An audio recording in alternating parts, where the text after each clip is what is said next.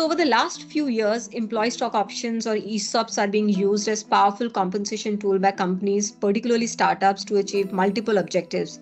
And these objectives could vary from talent attraction, retention of employees, driving performance, creating commonality of interest between employer and employee.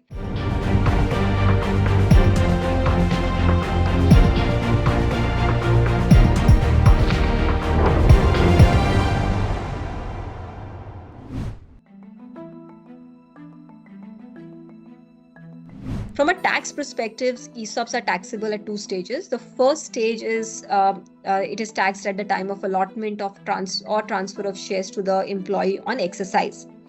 As per the current provision, the employer is required to deduct TDS from the taxable value of ESOP like any other component of salary.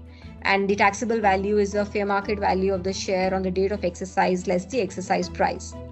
Now, in the context of an unlisted company or startup, this leads to a cash outflow for the employees since they are required to pay these taxes from their pocket in addition to the exercise price, which is payable to get the shares, they get the ownership of the shares.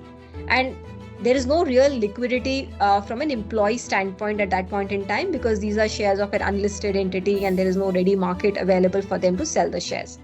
Now, this makes ESOPs of unlisted companies and startups less attractive since employees have to incur cash flows without really getting the real money in their hands. And in some cases, this has been deterrent for an employee to exercise. Now, to ease this concern partially, the budget 2020 had amended provisions of Income Tax Act permitting the deferral of TDS deduction on ESOPs, but this was only the change was only brought about for employees of eligible startups, which are an eligible startup is defined under Section 80 IAC of the Income Tax Act, and it provided that the TDS could be deferred on happening of certain specified events.